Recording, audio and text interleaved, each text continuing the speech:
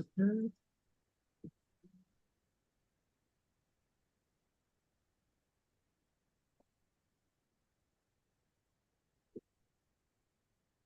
All right, good deal. Good afternoon, everyone, and thank you all for joining us for today's a month service presentation of maintaining and adding value to your home. My name is Nia Murray. I am the programs coordinator with Neighborhood Recovery Community Development Corporation, and we are one of the partners in the a month of service collaboration. Also included is the City of Houston's Department of Neighborhoods, the Earl Carl Institute, Texas Legal Services Center, Harris Central Appraisal District, the Harris County Tax Assessor Collector's Office, Houston Volunteer Lawyers, and Lone Star Legal Aid. And together we make up a month of service. And a month of service is a collaboration of all of our organizations coming together, bringing forth a lot of our initiatives, pooling resources and information to provide to the communities that we all serve. We decided several years ago to collaborate in an effort to reach more people, to create a larger impact, and to try to get as much information out there to the community as we possibly can. So we are providing for you today as part of the Neighborhood Recoveries Initiative to do the post-home ownership information, or provide post-home ownership information to community members such as yourself in regards to maintaining and adding value to your home. So basically, what does all home maintenance actually look like? What does it include? What do you need to do to help prolong the longevity of your home and to make it stay in the best possible shape as you can? Or in addition to that, what does adding value actually looks like? What actually adds value, monetary value, and pecuniary value, as I was informed about.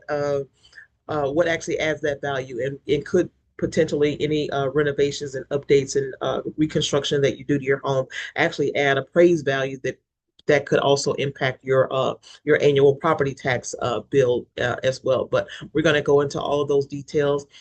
Today we have Mr. Clifford Joe with GI Inspections, who's going to be joining us in just a moment. But to start out, we have Ms. Nikki Collins with Keys Real Estate Services. She's a licensed appraiser who's going to be giving you the information first about what adds value or adding value or praise value to your home. So without further ado, we are going to get started, but first I did need to make sure that I pointed out that information that we do provide is for educational purposes only. It is not to be considered any professional or legal advice. We do encourage you to reach out to our legal service partners if you find yourself in need of any civil legal assistance. And also, if you feel the need to reach out to any of our presenters, their information will be provided for you to actually also utilize their services if you'd like as well. So um, we are recording our session. We also broadcast live on our social media platform, but we do want you to be as engaged as you'd like to be. Feel free to type whatever questions that it is that you have into the chat, or you can unmute yourself and ask your questions directly of the presenter following their presentation. If you are joining us on our social media platforms, then please know that I am monitoring those, and you can type your question into the comment section as well. I do know that a couple of you emailed me a couple of questions prior to or during your registration, so I'll make sure that that gets read, or those will get addressed at the end of the presentation as well. So without further ado, we're going to go ahead and get started. Ms. Nikki Collins with Keys Real Estate Services. Ms. Nikki. Good afternoon. I always have to look at the clock to see what time it is to It's know morning or whether it's afternoon. morning or afternoon. It is 1 o'clock, so it is afternoon. Good afternoon to everyone. Let me throw my PowerPoint up here. I have to stop the screen. Oh, there it goes. It was hidden. And here we go. Okay. My name is Nikki Collins. I'm a certified general real estate appraiser, which means that as long as I feel comfortable doing it, I am legally allowed to appraise it. Comfortable meaning competent. I'm a second generation real estate professional. My mom is a real estate appraiser and broker, and I'm a real estate appraiser and agent. I initially went into IT, and then, every 5 minutes there's a tech bubble burst, and I got caught in the one around 2000. When did I graduate from undergrad? 2000, 2002, 2003. And then decided that I would get a real estate master's degree. I never ever intended to go into real estate because it was what my mother did, and I didn't want to do what she did. But I've been a real estate professional now for more than 20 years. And surprise, surprise, I really do love having the opportunity to help people make the best decisions about generating wealth for themselves and their families. Okay, so um, what's it worth? That's the big question is when we're doing something, we really, if we get down to brass tacks, we like it, it's nice, it's pretty, but what is it worth to me? So in investment terms, the question is actually what is the return? So we're going to look at four specific things, and these are the things we're going to kind of point back to for the whole time. The first thing is our return on investment or ROI. We're going to talk about cost versus value. We're going to talk about the two different types of value, pecuniary value and personal value. So when we're looking at return on investment measures the profit you have made or could have made on an investment. So if it cost me a penny to make a widget, right? I've made something and I went to buy my materials and I examined my time and all in, I've generated a penny's worth of cost to make whatever this thing is. And so I'm going to go and sell it now for 2 pennies. That second penny, that's my return. I've made a 100% return on my investment, right? So now let's say that I made something and it was $1, right? And so it costs $1 to make it. When I went to sell it, I made $1.10. So I had a 10% return on my investment.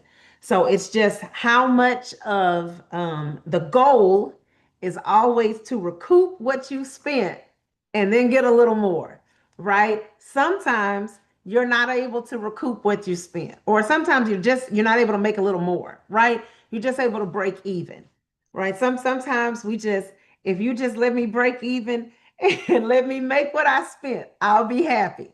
And then we have those occasions when you might have to go have do some meditation to kind of get you back to center because not only did you not make any profit, you also did not recoup what you spent. So you can have no return on your investment. You could have a positive return on your investment, or you could have a negative return on your investment. So let's look at these two things, cost and value. In those examples, the cost was what you put in, right? So when you made that 1 penny widget, the cost was 1 penny, but you were able to sell it for on the open market. Always, when we're talking about selling, we're talking about on the open market, right? To um, the entire corner of people who are interested in that widget. So to those people, it was worth 2 cents. So that was the value. Now, that's an easy value to see because that's dollars and cents. And that's that pecuniary value. Those things that you can measure by dollars and cents, but that's not the only value. We mentioned earlier briefly personal value. That's the ooey gooey value, right? You'll have a septuagenarian, a 70 or an octogenarian, 80-year-old man. And when he was 16, his dad had a fill in the name of some kind of car, because that's not really my judge. So fill in the name of some kind of car that was like, oh, all the teenagers are going wild over this car way back when. But what was just a regular car way back then is now a collector's item if it's in pristine condition, right? So, but this man just remembers so fondly the times he had riding with his dad, working on the car, you know, um, the dad used to tell him stories of how when he met the mama, you just have all of this nostalgia is now tied to this vehicle for this elderly gentleman. So now when he goes out and he's looking at cars, he sees this car. It is in trash condition, right? Awful condition. It's going to take a significant amount of work to get this to the pristine conditions at the car. But this man is just so in love with this car that he's willing to almost pay anything personal value, right? He's willing now to attach money to his feelings. So the money is not in the value in the car itself, it's the value of his memory. It's the value of being able to say, "Oh, my dad and I would have. My mom would have loved. This reminds me of my daughter. Oh, my dog looked like this." So it's those things that you can't, we say all the time, it's priceless. And not priceless as in it's so expensive you don't have enough money to pay for it. But I can't put a number on my feelings. And so sometimes I make bad decisions. And so our goal is going to help you to not make bad decisions when you're making decisions regarding your real estate property. Now, one of the things that also impacts us, and this is been a really big thing since the pandemic, actually, is the rising cost of money, labor, and materials. So there was this wonderful time during the pandemic when, okay, so just bear with me. This first part is not going to sound wonderful. We got to get to the wonderful on the back end. When people couldn't go to work, when industry was at a standstill, and so nobody was spending money because everybody was scared. Nobody was sure of how this thing was going to go. And so we were all staying in. We were saving, we were budgeting, we were not spending. And as a result, markets overall were struggling. So what did the government do to help? They dropped rates, right? Y'all remember the good old days of the 2% interest rate? We are paying for it now. But the good old days of the 2% interest rate, money was out here. You could go and buy things that your mind had never even envisioned. So we have people who really had a $200,000 house, budget, are now buying a three or $400,000 house because at 2%, you could afford something that you could not afford at 5 or 6%. So people were buying, buying, buying. You couldn't, there was no work going on. You could hire someone to come and do work on your property for little of nothing. Materials were not moving, so you could purchase materials for little or nothing. It was a time to be alive. And then, right? We are now living in the and then. And then once the barrel started moving, once the wheels started turning, and we started on the road to recovery, we had to repair the damage that was done during that time. And the way that you repair that damage is to increase the price of everything. So now that interest rate that was 2% had gotten as high in some places as 8 or 9%, right? Because we're correcting the market.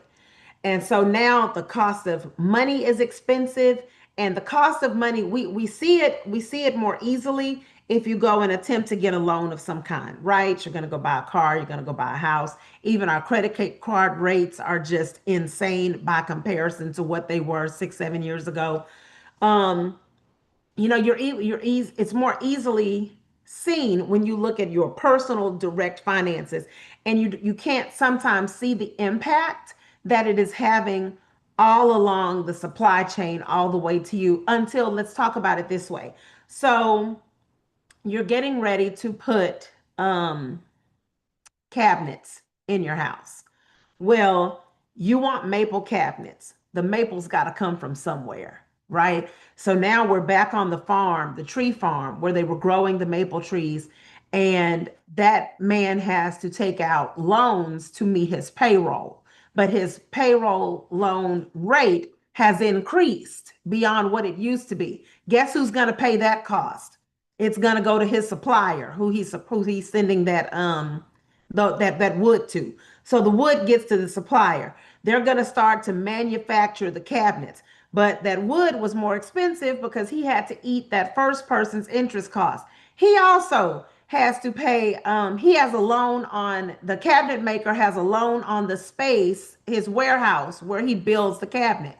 His loan went up because of the interest rate. Guess who's going to eat that cost? Home Depot, when they get those cabinets, right? I don't know if I can say company names. The big box store, when they when they get the cabinets, are going to have to eat that interest cost. So guess who then gets to get that interest cost? By the time those cabinets get to you, every hike along the way has been passed to you, which was why when I tell the story often, we did the renovation, we added some space on so that we could just to give us more space because I have 900 children, six, but six, 900, same thing. We added some space on, and we had started planning in the beginning of 2020, right when things were bleak and work and materials were plentiful. Well, we had a neighbor who had a fire, and we did the general contracting work on their repairs. So that put our project on the back burner. By the time our project came off the back burner, the cost of materials had increased 900%. And it is not just exaggeration because this one piece of material that it was $4 when we started planning and we started writing our budget was $36 when we got ready to purchase. But by then we had to carry forward because the roof had come off. See what I'm saying? So you have to be prepared that even though your return on investment may be based on one thing, allow room for things to change. The cost of money can rise and fall. The cost of labor can rise and fall. The cost of materials can rise and fall. Um, but I think that most professionals will tell you do not expect it to fall back to where it was. It may correct some, but don't expect it to fall completely back to where it was. So we have this investment, and we know that we're trying to decide what we want to do with this property. Do I sell? Do I keep? Do I lease? What do I do? How do I know what to do with this property sometimes it may be my personal property, it may be an investment property. We'll talk about that a little further down the line, but how do I know what to do right now?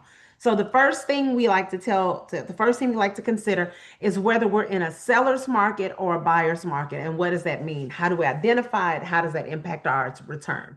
So if we are in a seller's market, let's go back to the beginning of 2020. I mean, to the beginning of the pandemic when they could not get anything to move.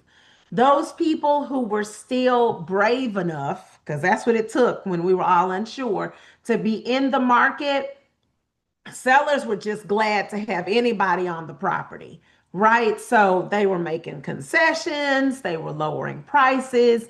What do you want me to add to it? I'll do whatever because nobody's come through that door when we need to get this property off our books. So money was a little more expensive because they weren't sure how this thing was going to go.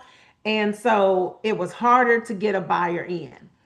Then, as the rates began to drop and things began to change, we were in a raging seller's market. When money becomes less expensive, you have more buyers, right? And supply and demand is clear. If you have more buyers, then you have properties. The sellers will eat steak. Okay, so this was when you would have a property and it was hanging on by one nail in the corner of the roof line. That's all that was holding this property together, and it would sell for $500,000. and 28 people saw it, and there was a bidding war, and people are throwing cash. They're not even getting appraisals. We don't care what it costs. We don't care what it's worth. Just I need it and I have this money. Seller's market, right? Inexpensive money, lot of buyers, few properties available, not because I mean we only have a finite amount, right? We only have as many as are built. And you get to a point where you can only build so fast, and it's a decent property, right? So we're limited by the constraints of what we can make available on the market that is safe and sound. So on the flip side, how do we know a buyer's market? We're pretty much in one right now. Money is expensive, right? Money is expensive. And it wouldn't be so bad that the interest rates were so high, except prices are also high. So we have fewer sellers in the market.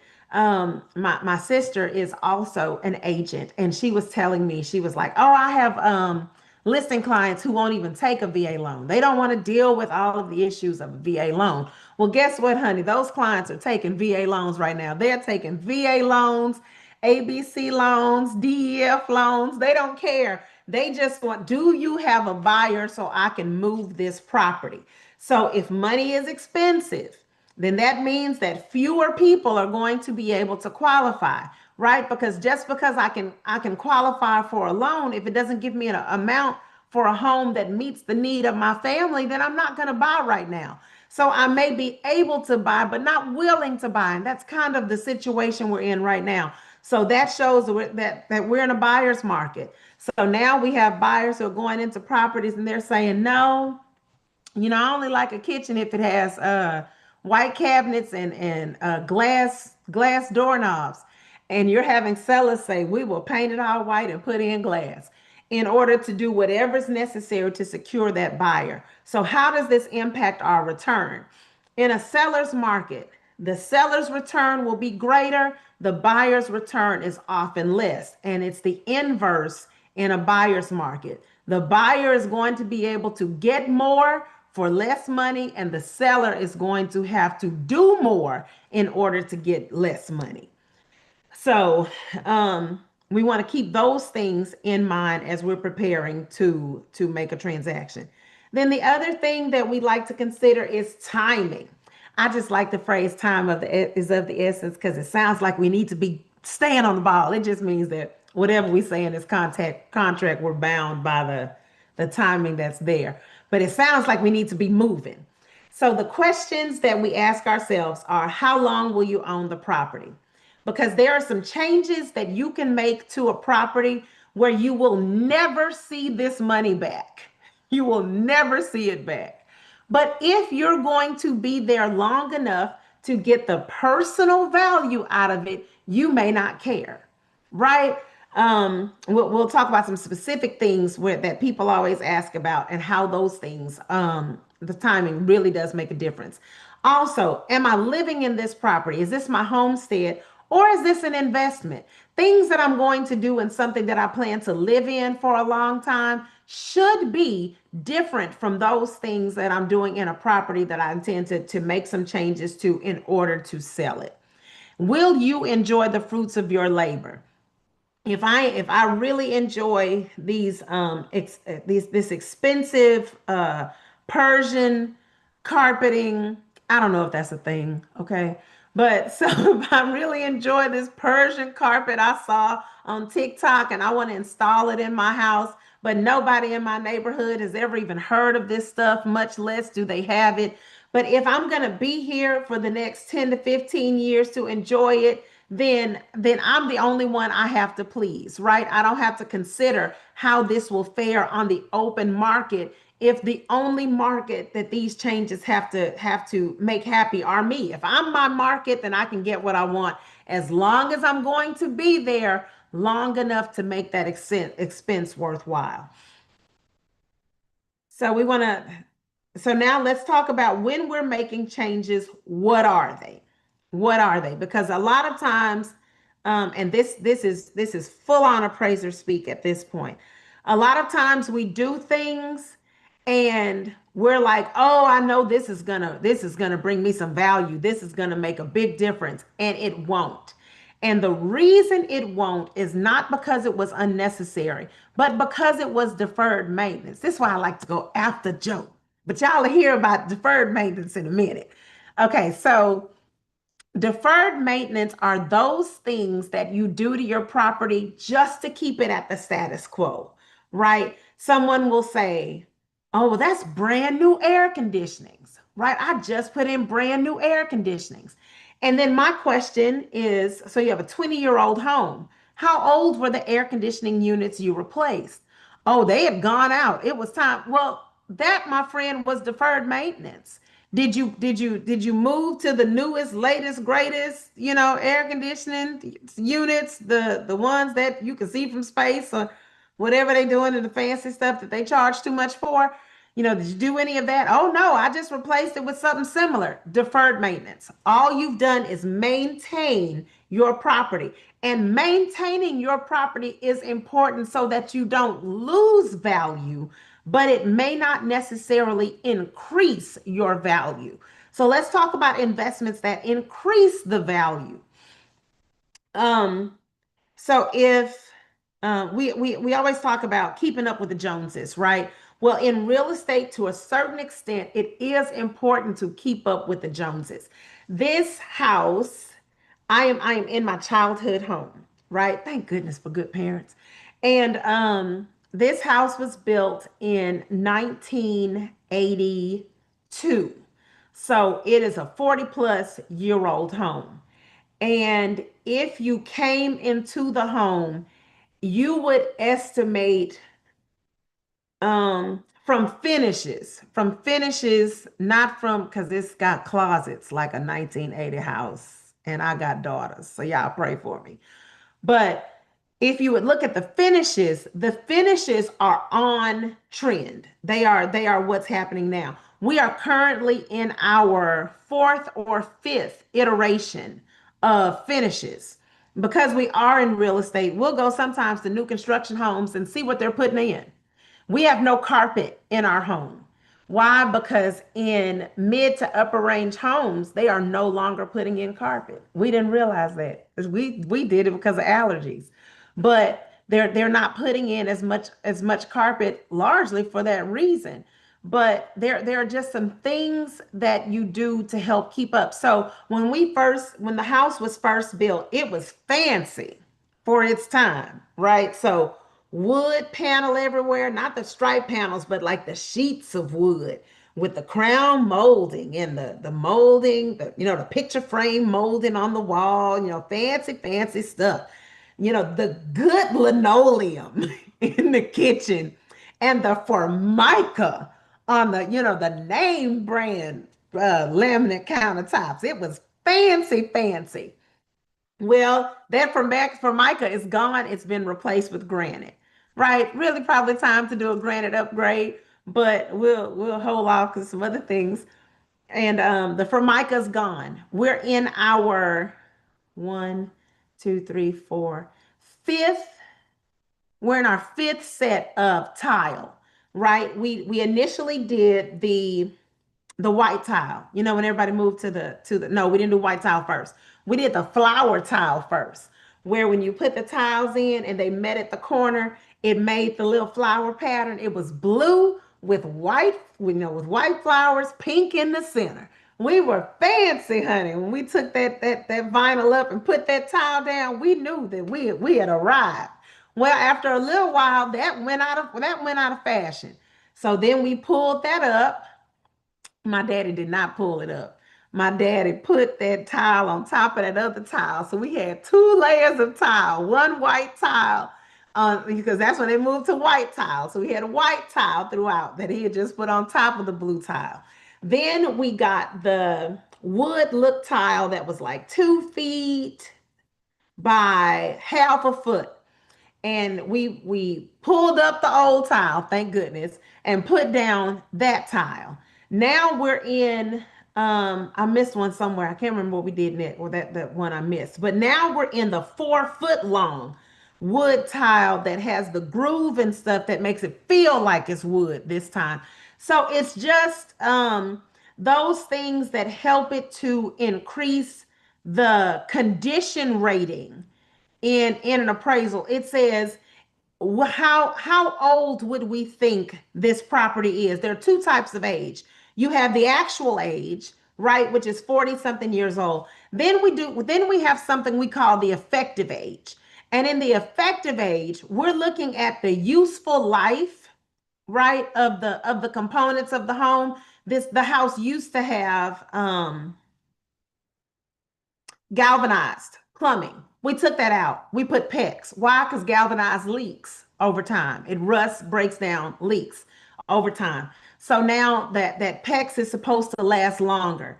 Um, we went out, pulled out all of the old ductwork, put in brand new ductwork. It's just those things that, and a lot of the really good capital improvements, you can't see. So you have to keep good records, good notes, good history, and say, I know you may not be able to see this, but those things that will cause you issues down the line, we took care of those things in this older property. So it's not just replacing a leaking piece of galvanized with galvanized for the capital improvement. It's saying this piece of galvanized, I'm sick of dealing with it. Pull it all out, put PEX in. Right. So it's those things that elevate it and take it to the next level, to that not take it beyond just what you had before. That's how we tell the difference. So let's think about a buyer. Let's think like a buyer.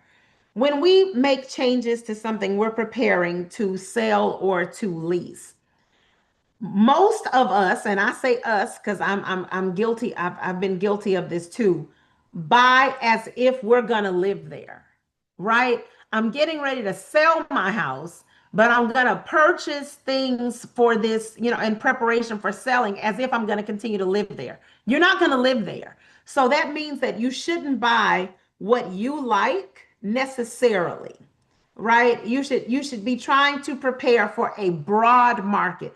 You want to be as neutral as you can, as general as you can, in order that buyers are able to see themselves living in your space as opposed to seeing you living in your space. These two pieces of tile right here, one is Carrara marble and one is granite. And they're cut from weird pieces of the slab. And when I initially saw these at a stone store, the one that has the striations in it, I thought were marble, right? Because that's the way I'm used to seeing that veining run through marble. But it was in fact granite. And the one I thought was granite because granite can have that little pebbly look. That was marble. And so sometimes we're like, "Oh, I want to make sure I have this in the home because it's so fancy and people will like it." Well, it may be fancy and people may like it, but will they pay in a way that will allow you to profit from the change that you'd make? If no one else in your neighborhood has Carrera marble, then that means that buyers coming to your neighborhood are not expecting Carrera marble. And if the house next door is less expensive than yours, and the only difference between your house and the house next door is that yours has Carrera marble and theirs has granite, they're going to buy next door.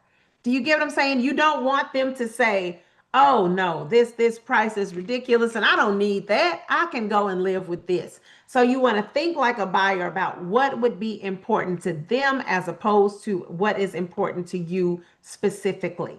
Then I want you to think like an appraiser. This is how we appraise. This is how we come to value. We look at what's happening in the homes around you. That's why I say think about what your neighbor would do, what's happening in your neighborhood. Keep up with those Joneses. Don't keep up with the Joneses from the subdivision to from the luxury. You're in a mid-range subdivision. Don't go and try to figure out what they're doing in River Oaks because the people who are shopping in River Oaks are not coming to shop in your mid-range subdivision. So those things that are important there are not important here. By the same token, there are some things that might be really important in this mid-range subdivision that that luxury custom built subdivision does not give a hoot about. So you want to think about what's happening in the homes around you. You want to make sure that you are keeping up with what's happening in your specific market because there are buyers at every level. You want to make sure you don't miss the buyers at your level, quality or quantity. You want to make sure that you don't forsake quality trying to buy bargain basement, right? You want it to be quality, but you also don't want to equate good quality to I spent $1 million because that's not always true either. You want to make sure that you get the best you can within the budget you created, right? And you want to make sure that for all projects, you say, this is what I am willing to spend. We'll talk about the budget way down on the end, but you want to make sure that you stay inside of what you intend to spend. Don't go way above um, what you intended to do, hoping that if I spend a little more, I might get a little more. Because if the value isn't there, it won't make a difference what the cost was. You don't want to over improve. If no one else has custom bamboo floors, don't put that in. Don't put that in. But you also don't want to under improve. If you all have not had vinyl floors in your area since the 70s, do not be the first one to lay that sheet vinyl back down. It is not going to go the way that you think. And you want to keep up with how the market is moving. If you can see a trend towards a certain thing and you don't necessarily want to be the first person to bring that trend to your area. But definitely, if you can say, oh, on these last 3 or 4 houses that sold, they have been doing such and such, which I've seen over there. So, yeah, this may be something that we need to do too to make sure that we get the results that we want. So, what are some low cost changes? Now that we have all of the theory and all of the logics, let's get to what should we do? The lowest cost change ever is cleaning up. I spent today with my daughters cleaning out the closet in our utility room. It has changed the whole feeling when you walk into that room, that things are not just falling out on you out of the closet, that you can look in there and see where things are. Sometimes it's just making sure that the walls and baseboards have gotten a good scrub so you don't have that little light layer of living that likes to show up on our baseboards. That if you have marks on the walls, that you get the walls painted. That if your kids were playing and somebody hit an elbow and went through the sheetrock, that we've repaired that sheetrock.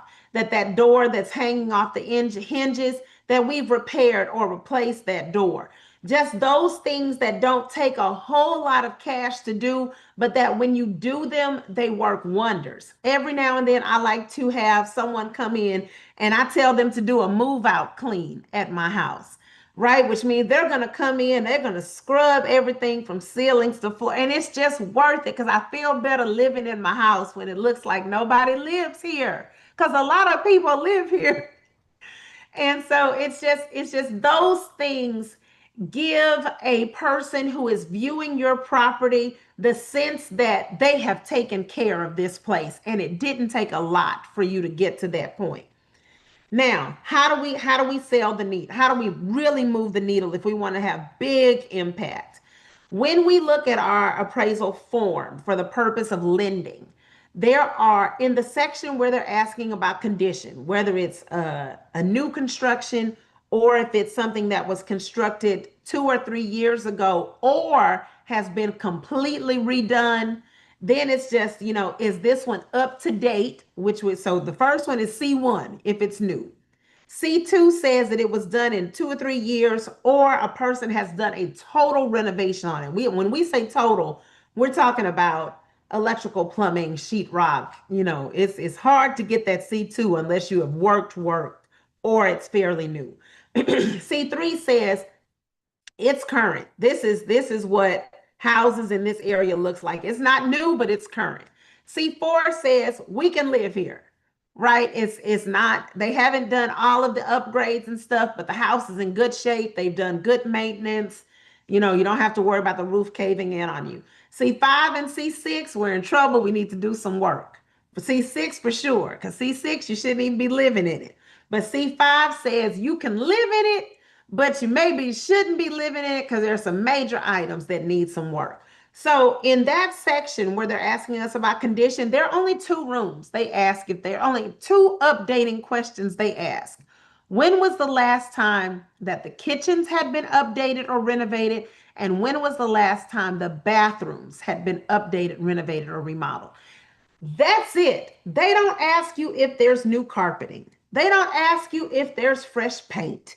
They don't ask you anything else except for when was the last time the kitchens and bathrooms have been done.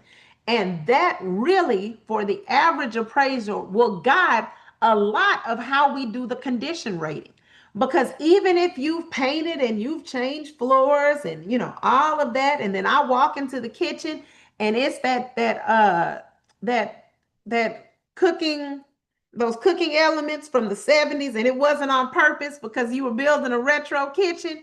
I know, no, this is more than likely lipstick on a pig. And I'm gonna look a little harder to see whether it really was lipstick on a pig, to see whether you said when we were getting ready to have the meeting, I said, let me go and put something on so I look like a grown-up. See, because I wasn't put together until I knew I had this meeting. And that's sometimes what people do when they're getting ready to sell their property. It's not really put together. They're just going to slap a little stuff on it to make it look like it's put together. And that's what we don't want buyers or people who are preparing to lease something that you're going to offer for lease to believe. Floor and decor. Um, be neutral.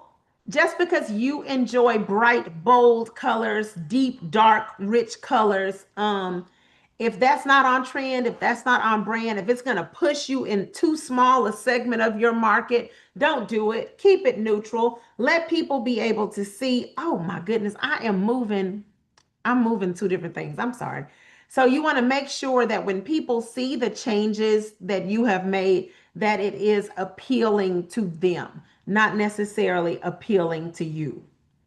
Now, these are questions that I get asked often, so I'm going to move through this page briefly.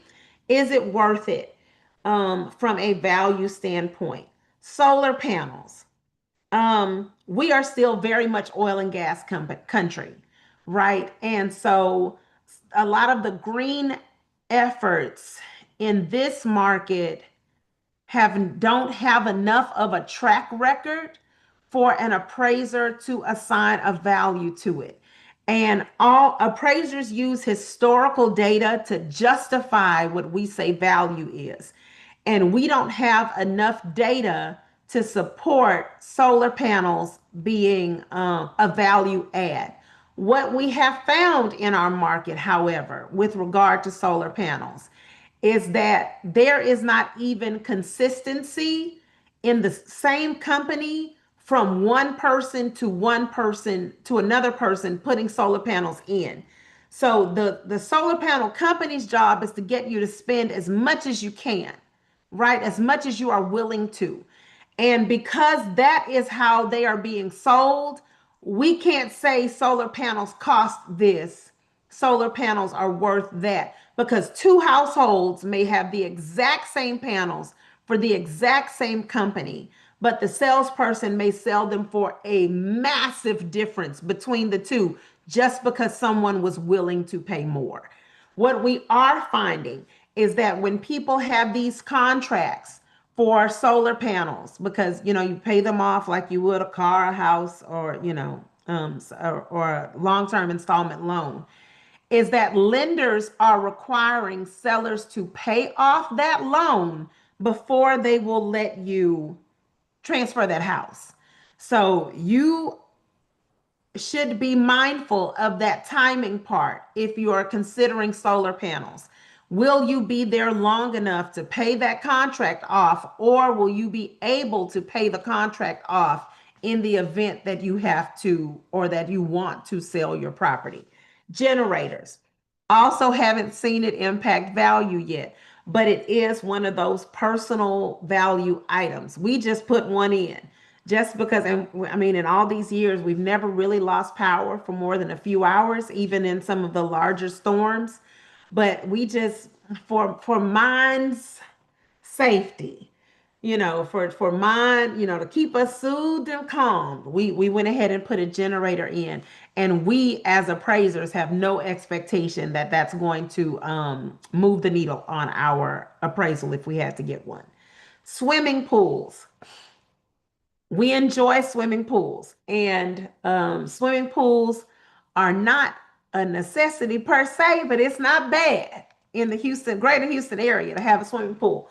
But we do tell everyone that there are certain submarkets in Houston where water features are expected, right? So it'll either be a pool, or it'll be a fountain, or it'll be a pond, or it'll be something in certain segments of the Houston market.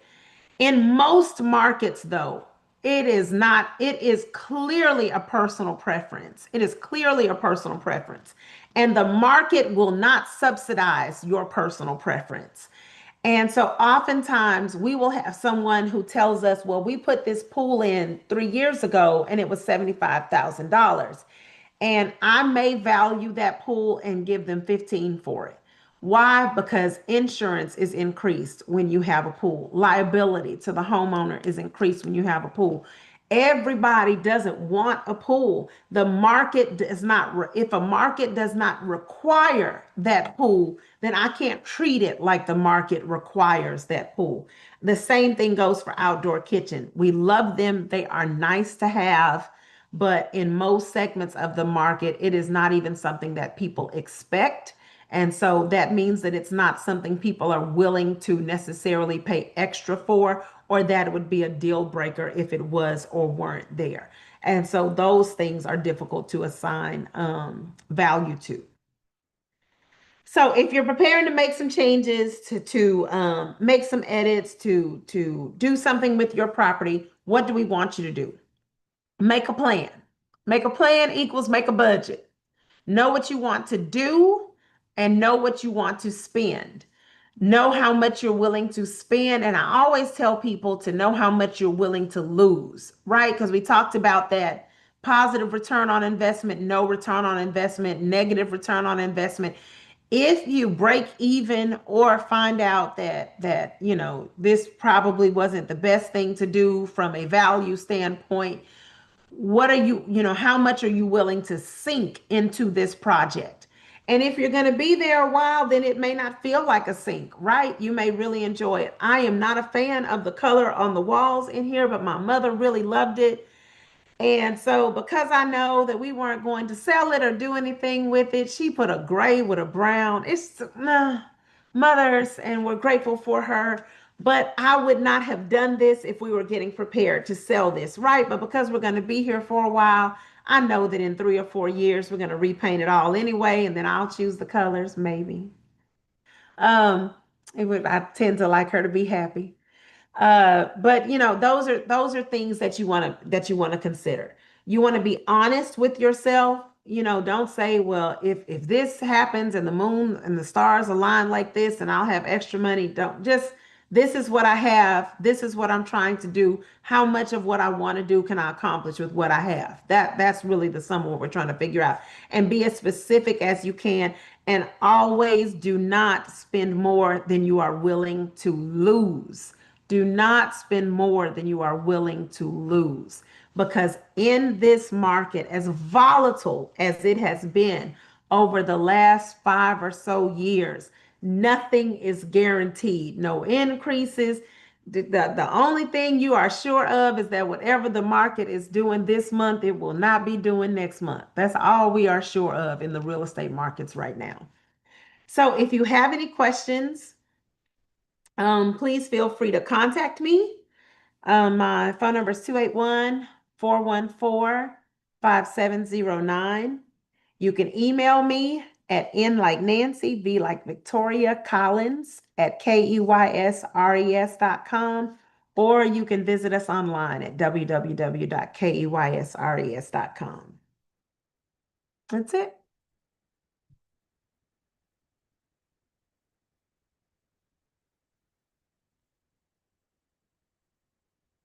Mhm.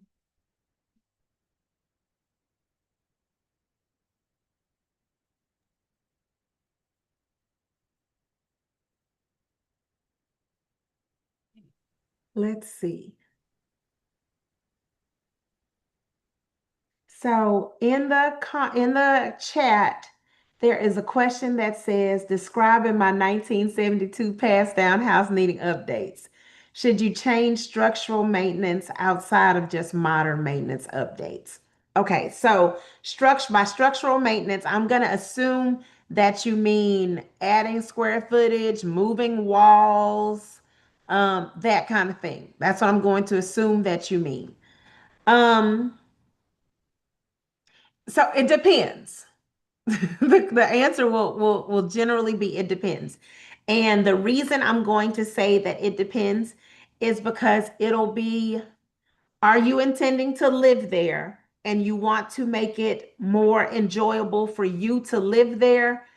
I will almost always say yes in that instance. If I'm trying to make something that is my long-term residence easier for me to enjoy living there, I am always willing to spend my money on me, right? As is reasonable, especially if I know that I'm going to get to enjoy it. It's the reason why in this 1982 home, we built the addition. We added another 400, about another 700 square feet on it because it made it easier for my family to live in the home. Um, that the house has a teeny tiny pantry, and we're getting ready to turn the wet bar that no one uses into a full. We're gonna close that pantry in. It looks and feels small, but has a huge yard. House will also be passed down within family. So then we are in similar situations then. Yes, I would say that if you have the budget to do the things that you want to do, and you can find reputable contractors and that you can trust, Mhm. that it would be and you plan to live there and you plan to enjoy it and it will not bankrupt you, and you may want to do it project by project. You don't have to build Rome in a day since you plan to be there. um I would say that it would be worthwhile and will more than likely add value. Square footage always adds value. Square footage, there's never a time where you add square footage and it does not add value. Adding a bathroom will always add value. Sometimes, like I wouldn't take away a bedroom to put in the bathroom. See what I'm saying? So there are some things that you can typically always expect to increase the value in your property. So if you plan to live there and you plan to enjoy the fruits of your labor, then I would say that some of those things would be worthwhile edits. And you can always give me a call and we can talk about some specifics and because I'm talking as generally as I can. And we can say, yeah, this is a good idea. Maybe not in this market. Is that a good idea?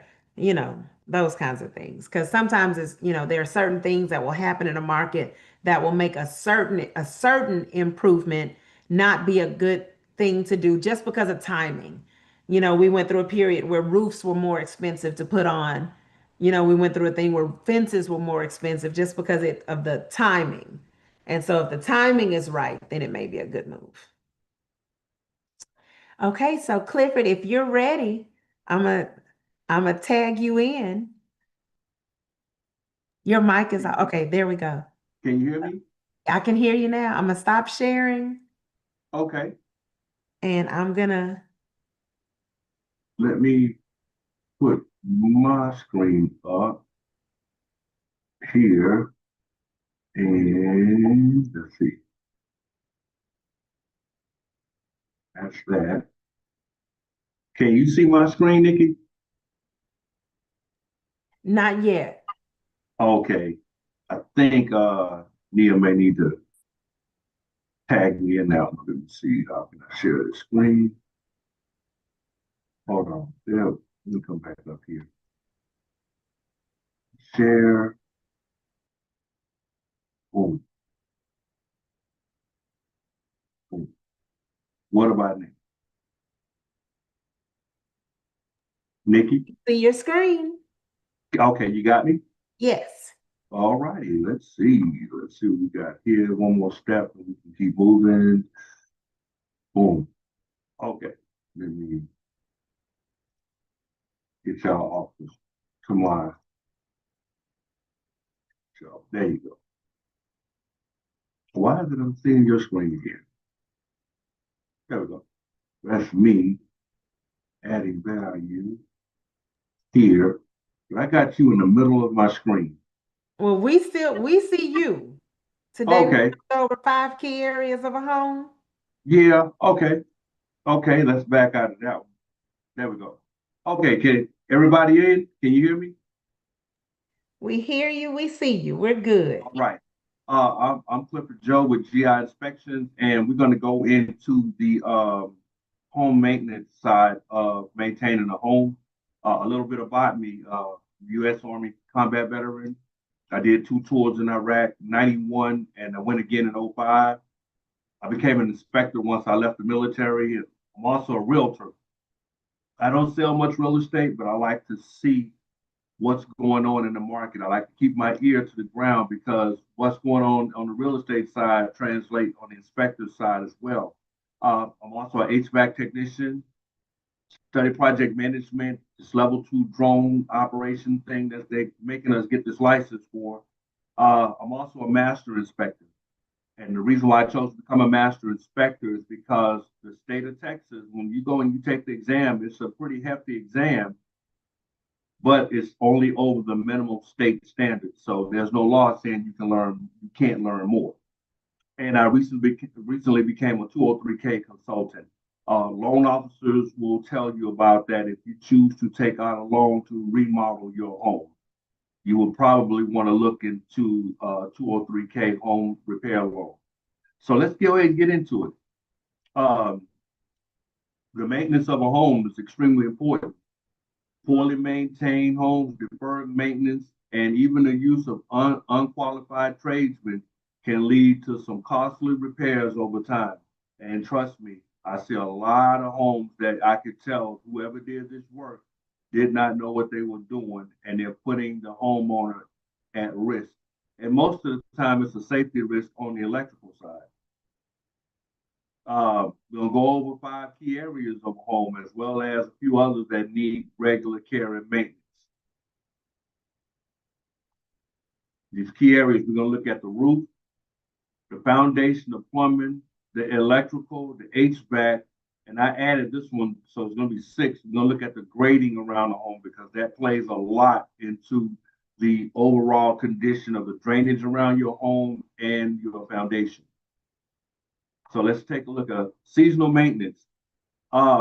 If you're attending this class, Nia Murray is going to make sure you get this checklist, and she's going to also give you the copy of my book, the home maintenance book. It's a tool that every one of you should have. I believe that in order to maintain a home and you want to keep up the value of your home, it pays to maintain your home. As we just Nikki was talking on the appraisal side, deferred maintenance can eat up the value of a home.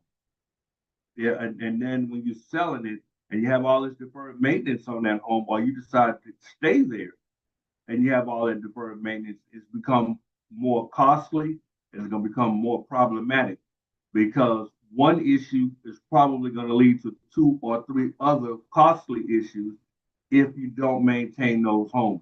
I'll give you an example. If your drain pan is filling up under your AC system and you choose to ignore it, now in most cases there's a safety float switch that's installed, but say you choose to ignore it. Now that water is building up in that drain pan, it's making contact with the coil, it's at the bottom of the coil, so that's going to rust out. If it overflows, you're going to have damaged insulation, damaged wood soaked framing members, and ceiling damage, possible electrical, depending on the flow of the water that's coming out of the drain pan, down to your drywalls, down to your floors. And that's a simple, maybe $7,500, go out, blow the line out, just cost you thousands because you chose to not maintain that problem, not get in front of it. And another problem would also be mold. So maintenance is important. Don't ever skip it. Your home maintenance, these tasks can be done by the homeowners, such as cutting the grass, changing out your air filters, testing your smoke alarm, even keeping your windows clean. You'd be surprised with that one, because sometimes even with these windows, these new windows with the double seal, double energy efficient seals, if it goes bad and the window is dirty, you probably won't be able to tell for a while. And by the time you figure it out, it's been bad for a while. And now you got moisture intrusion. But again, we're going to focus on the issues that require the help of a professional, and even what looked like it may happen even if the work is done. When I see it, I can tell if the work has been done correctly. I'll say this before we go to the next slide. If you hire a professional to do the work on your home, say they're coming in to repair the foundation. Foundation work is a major deal. I would make sure that this person, this company is reliable, have a reputation that's a solid one as to doing quality work. Are they licensed? Are they insured? Another thing, when you're doing major work to your home, if the work requires having a permit pulled, make sure that there's a permit present on site. That's a key way of knowing if this person is going through the right steps, or they're just running a block with your money. Because unfortunately, we got some guys out there that just refuse to play by the rules. So these are key things I look at. I was just over in Montrose last Saturday. I was in Montrose, the house that we were doing an inspection on. I was doing the inspection. The engineer was doing looking at the foundation. Well, I discovered the house had been in a fire. As I'm looking through, I see again another area. The house had been in 2 fires. Nobody told the buyer. So little things like that, they add up, and all this was coming about during the renovation project. So the buyer, he was pretty heated, but hey, it's your house now. So maintenance and communication with the right people, it goes a long way. I'm looking at this house here. This was on the roof, and they used a spray sealant to as a repair. The proper way to repair this is to replace the boot glass and the area so it won't leak again. Also note the repair was. Also make note of this. I'm sorry. A repair is not a permanent fix, especially when it comes to a roof. If you do a repair on the roof, and I can say this, even a couple of shingles or around one of these vents, monitor that area because it may leak again because you compromise the original roof structure. So when you go in, you open those areas, now you got to contend with the possibility of that area leaking again. Will it always leak? No, it may start leaking somewhere else, but those repairs are only temporary. So you have to always look and make sure that you're on point. Also, these 2 vents, in my opinion, they're too close together. But I looked it up in the code and they accept it, But then till you look at the one to the right, it's too far, it's too close up on the ridge. All of this, and a matter of fact, this was a flip house. So again, when you're bringing in repairs to a home, make sure the people who are making the repairs know what they're doing, because poor repairs can lead to some big issues later. And later, it's going to cost you in the pocket later. I'm looking at a thermal image. This home, this was out in Bay Cliff. This picture was taken last Wednesday or Thursday. I was out on an inspection in Bay Cliff. And that high area just inside that square in the center of the screen, that whole area is missing insulation. When I got on the roof, I could see where they had done some repairs. So when the roof repairs were made, No one went in and re-added some more insulation. They just left it as is. So now you have a problem because that part of the house is not going to cool as efficiently as it can just by having the missing insulation. A big problem. Insulation is needed to keep your house cool because we're in a region where we operate our ACs hard. And when I say hard, we go hard for about 9, 10 months out of the year. Then maybe 2.5 months, we kind of use our ACs intermittently because we don't really have winters out here. So that's going to be a problem. And now you're overusing the AC system. And if you're overusing the AC system, you're going to have a high utility bill and you run the possibility of damaging the unit because it's constantly being ran. And all of this is stemming from lack of insulation. I'm saying all of this because I want you guys to see how this ties together, how all this ties together, how your house structure is tied as a unit, how the whole envelope operates. And it makes a difference in the long run. I'm looking at this house. I'm looking at the roof flashings at the drip edge, and they all warped and bent out. This homeowner they had the roof replaced. And when they had the roof replaced, they took a shortcut. Instead of replacing the flashings, they used the old flashings at the drip edges, at the eaves and the rates. Those flashings, you see how they're starting to bump and warp lift? That's where your moisture is going to get in at those edges. That's where your pests are going to get in. So I always tell anyone, when you're getting a roof replaced, once they strip that roof off, look at the decking on your roof. If it's rotted or soft in some area, go ahead and pull that out. Get it replaced. Then that way you get it replaced the proper way. So again, look at your roofing companies. Check around when it comes time to replace your roof. Anytime there's a storm that comes through here, go outside and look at your roof. We get a little hail come through here, go outside and look at your roof. Trees hanging over your roof, swaying in the wind and get knocked over, go outside and look at your roof. As a matter of fact, now insurance companies are calling out inspectors to look at the roof. They don't even get into the inspection side anymore. They leave that to the homeowner. So these are things you And want to take. canceling policies. Yes, and they are canceling policies for little things like this. So always take your time, do it right the first time, and check the roofing companies. Matter of fact, I was in a class. We did a workshop, Nia and I, that was over at the YMCA over off of Griggs. One of the attendees had an issue about a roof, and the roofing company wanted to charge her close to $40,000 to replace her roof, which I thought was absurd because I'm looking at I do a lot of inspections, so I saw it. I said, no, you need to call around for some more people. That's not going to be the number for you. They had already had everything laid out for her, and she found someone that did it for like maybe 15,000.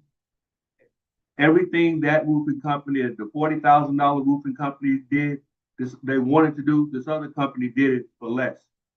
Everything they did it for less, and they did it all in one day. So when you choose your contractors, also get everything in writing. No more of this verbal stuff. Get it all in writing. That helps you. That helps you in the long run. But see, like this, when I'm looking at this roof, you got corrosion issues that's gonna come up. You got rust that's gonna come up, pest intrusion, moisture intrusion. Just off of that, not it's just little things make a big difference. So we got to pay attention to that. We just talked about trees hanging over the roof. Especially homeowners, every now and then you may get that notice from the insurance company and they see those trees because all they're going to do, they're either going to do one from what they call Eagle View, or they're going to send somebody out to your house and they're going to put a drone up there and look at it. And if you have any branches that are hanging over that roof, cut them down, excuse me, cut them down, and we're going to come back out and look at it. And they're going to give you so much time to do it, but they don't want to keep a policy.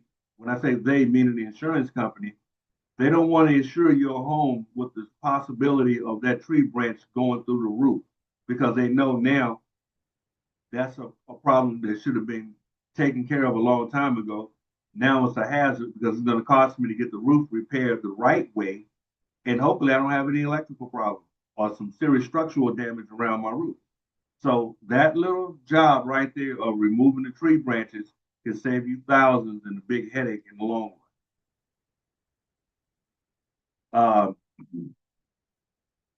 Foundation. This tree was extremely close to the home. It was less than 15 feet away. I don't think that was a good 3 feet. So all those tree roots are growing under that home, and it's causing the foundation to shift. In this case, the close proximity to this home, I would have cut that tree down a long time ago. Not only would have cut the tree down a long time ago, I would have went on ahead and tried to put a barrier in to stop the tree roots from growing anywhere near that foundation. I mean, what you have there is there in place. If you cut that tree down, take it down to the stump, you might as well leave the roots there because those roots are now supporting that foundation. If you start yanking them out, you're going to cause more problems because now the house is settling again. It's settling in soil that has a bunch of voids in it where the tree roots were. So always hire a professional when it comes to doing a job like this. And it's just not cutting the tree down. It's the actions after the tree has been removed that's going to be needed as well. And it's going to need some monitoring because if you don't watch it, you may have a problem with pests like termites. Sometimes you have other little issues like little bees that like to stay in wood. I can't think of the name of them, carpenter bees. You'd be surprised at what's out there. So this tree, in my opinion, this tree should have been cut down a long time ago. There was no reason for it to stay that close to the home that long. What I'm looking at here is a settlement crack. This settlement crack is a common one based on the age of the house. This house was built in the late 70s, no, late 60s, early 70s. I expect to see some settlement cracks in the house. We're in Texas. At some point, you're going to get some issues with some settlement cracks. Not the end of the world. What I would say about this settlement crack is there's no separation in the crack. It's just a settlement crack. But I will say this and bring us up to speed as of today. We've been, what, a month without rain? When I'm walking my yard and I'm hearing crunchy grass under my feet, that's usually a telltale sign that my soil is extremely dry. If I look at the grass that runs upside to my foundation of my home, if there's a gap along that edge, it's because it's dehydrated. So if I'm not getting it down here, I mean, up here at the top, I know I'm not getting it down at the bottom where the clay is. And the soil composition is mostly clay here in this region. So if this clay soil starts to contract, you're going to start having foundation problems. So if I was a homeowner, I would make sure that my drainage, I mean not my drainage, my soil is steady at a constant state to where it's not too wet and mushy and it's not dry. Keeping it at a constant is important because at a constant, this is where your foundation is sitting on. Something that's constant. It's not going these wild expansion contractions because that will definitely accelerate the life of your foundation, all of that wild movement. So here in Texas, very seldom I will see a home at this age that had no foundation problem. And I think I've been doing this since 2010. I may have seen two. That's it. But those homeowners really took care of their home. So it's all doable. It's just up to you, the homeowner, as to how far you want to go when it comes to maintaining the home. This is what I'm looking at. We call that a chip at the corner. It's just we see this is all the time. Common chips in the foundation. Anytime we see a foundation that's chipping at the corners, it's not the end of the world. What we see is it's common for the foundation to chip at the corners. So when you see that chipping take place, just resurface those areas. You don't want it to chip too far to where it could possibly fall off, because now you're going to have to go back and replace the whole thing. So if you see the settlement cracks starting, resurface those areas. If you resurface those areas, and look out, you can go out to your house now, you probably see it. Look at your neighbor's house. Look at the house to your left or right, across the street. You'll see it. And just get in front of it. It's not really what we call a serious foundation issue. It's more cosmetic because it's in the corners. But you can always get in front of it. Look at your home like when you're doing your spring cleaning, or when you go into the fall, you're doing your fall cleaning. Look at your foundation. It makes a big difference. Also, you want to make sure those areas are taken care of if you're a homeowner and you're looking to sell your home, because any inspector, he's going to call it out. And then you'll have a potential buyer wanting to buy that home. And if he doesn't thoroughly explain what that chipping is to a homeowner or to a home buyer who doesn't know, they're thinking you have major foundation issues and it may affect the deal to your home. Um, Attic framing member. I don't know if you can see my cursor, but I'm looking at this. Let me go back. What I'm looking at, where this arrow is pointing, this end brace here is warped. So it's warped because the foundation was worked on. See, when you work on your foundation, you start lifting your home, that lift goes all the way up to your attic and on up to your roof. So you have to monitor how far you're moving that foundation, and you have to go in and look at what you're doing in your attic space. This one in particular was funny because when I explained it to the homeowner, they were trying to tell me there's nothing wrong. I said, you don't see all the stress on this bend here? Eventually that's going to snap. And it's an easy repair, but you have to have the right people who know what they're doing, make the repair. No, that's not a I'm going to do it myself type of job. That's the job that'll get you hurt, because once you cut that piece, that stress, that energy has to be released, and you don't want to be around it when it does. Attic insulation, again, as a matter of fact, this is the same house. They went in and they didn't add insulation to the house. They did some work on the house. You can see up here where the homeowner did some work here, but the contractors didn't put any attic insulation in. So now you're going to have an AC system that's constantly running because there's nothing in place to protect the the living area from the heat from entering those spaces. So you're constantly running your AC. And again, constantly running your AC to reach your comfort level, eventually it's going to go out. It's going to go out faster than if you had insulation. Typically, you want your insulation rated at an R19, and you want your insulation to be at least 6 inches deep, because that makes a big difference. If you ever had any moisture intrusion, like a plumbing leak in the attic space, look at that insulation once you make the repair, because that matted and cluttered type insulation is not moving thoroughly. It's not thoroughly insulating that area, and that's it may be a small area, but you're going to discover you're going to have some discomfort in those areas as far as this room is hotter than normal, and that's what we don't do. Again, same house. It was just like a domino effect. There's a way when you do wiring in your home, and I read one of the comments where a young lady said she was thinking of doing some work in her home. When you're doing work in your home, such as electrical, so I could tell this was not done by a professional, because they would have known, one, this junction box just shouldn't be resting on the floor like that. And your wiring, your Romex wiring, there's a way that you want that in an orderly fashion, the way you want to install and mount it. So that told me whoever did the electrical work in here didn't do a good job. And as a matter of fact, this house in particular ended up with they double tapped on a lot of the breakers outside the home. These are the things that will get you, when you hire the wrong people to do a job, it can be a problem later.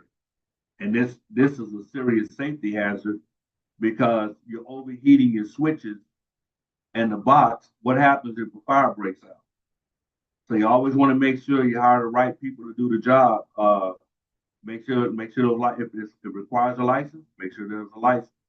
Insurance, make sure they have insurance. Bonding if they need it, make sure it's there. All of that is in place to protect you.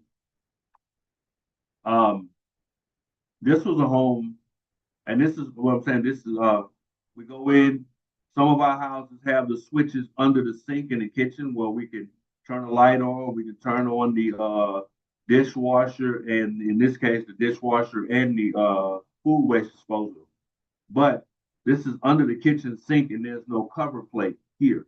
So what happens if I touch this and there's no cover plate? My hands are wet, and I'm turning on the dishwasher, or I'm turning on the food waste disposal. Sounds crazy, but it's actually a shock hazard. So it's those little things. I mean, a cover plate for that is probably at the hardware store less than $1, if that much. But those little things mean a lot. And there's little safety issues that got ignored. This house, sometimes go outside and look at your house. Under your meter, there is a rod that's in the ground with a clamp and a wire that's tied to that meter for your service panel. You want to make sure you get those in order, because what happens is this house is not grounded.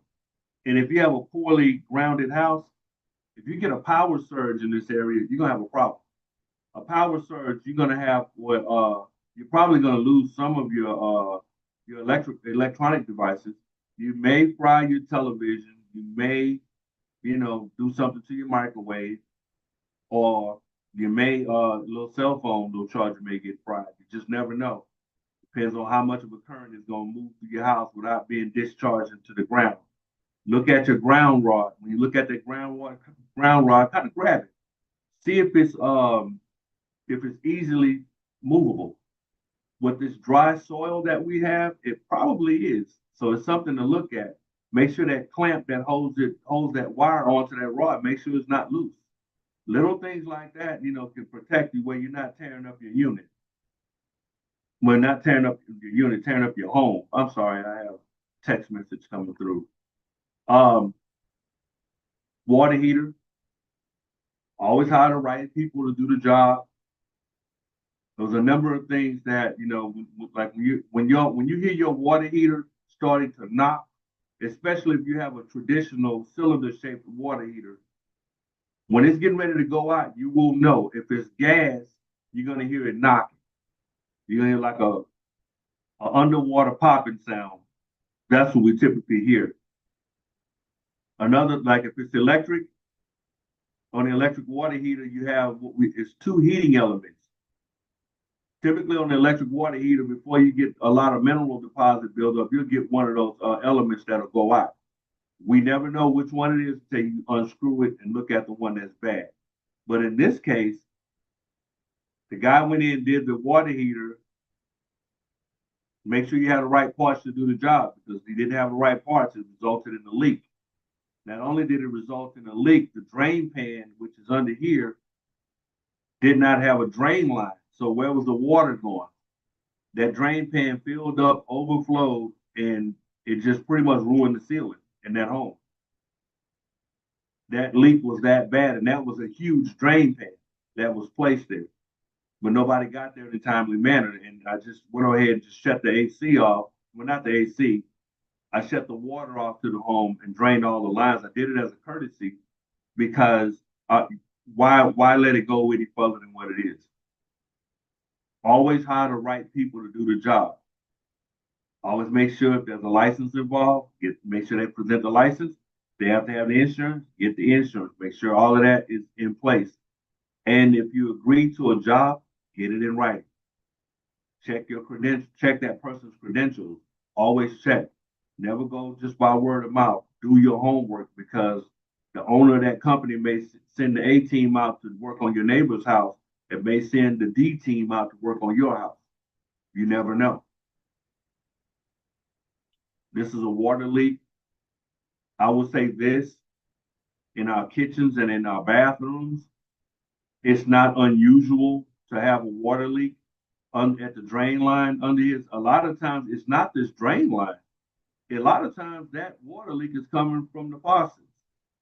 The fixtures are just dated. The gasket that holds it in place, or the seals that hold them in place, they're just dated, and they start to drip. If you open your cabinets, your vanity in the kitchen, and you get that musty smell, that's usually because it's a leak. And just replace if you trace it down to the fixture, and you can tell where it's coming from. And the reason why you can tell where it's coming from, once you got the water running, look up under there with a flashlight. You'll see where the drip is coming from. Usually, if it's at the sink, is where it's connected to this, where the pipe is connected to the sink. If it's at the fixtures, is usually where the fixtures are mounted to the vanity, and it's common, and it's an easy fix. This is what, if you got the right tools, it's a weekend warrior job. Um, as homeowners, we're going to start replacing our HVAC systems, and I don't know who did this one, but just so happened I was there looking at it, and that black piece down here, I don't know if you see my cursor, but that's a burner. And it has the red tag resting on the burner. And to the right over here, this is that's your warranty papers. So if the homeowner decide to fire this system up, he's going to burn that little safety tag that's there, and he's going to pretty much burn up his warranty. So little things like this, make sure that attention to detail. Attention to detail is important, because what's going to happen is hopefully they took heed to the report and took those items out, because the homeowner will not have a warranty if you left it like that. If you left those documents in place and fired that heater up, you don't have a warranty anymore. Again, on the AC, this little area where my cursor is moving, there's a leak right there. It's a small leak, and you can see in this blackened area the condensation that's building up. This is why you keep that AC system serviced at least twice a year, because that small leak is producing condensation that's going to deteriorate the material used to seal that together. That's going to be a problem later. And what's going to happen is, if you don't get it in repaired, you're going to have rooms that are not cooling properly, and with that condensation in place, you're going to have possible mold. So you always want to get in front of those little items. Gutters. Gutters are very, very important to a home. I cannot stress that enough. You always want the water to flow away from your home. And I see sometimes you go to a home and you'll see where the homeowner put the splash block facing, with the open end facing toward the foundation. That's wrong. You want that water to flow away from the home. You always want to keep your gutters clean and free of debris, because at this top picture up here, that water is pooling in those areas because it can't drain out. If it overflows, it's going to start doing damage to your fascia board.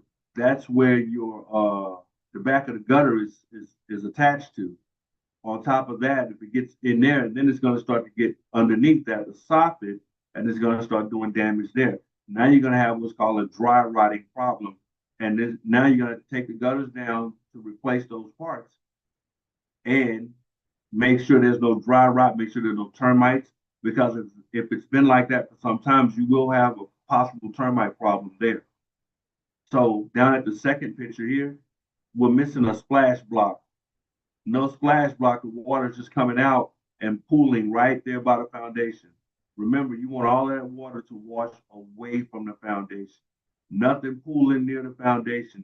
The mission is to protect the foundation at all costs. Always protect your foundation. Let's see.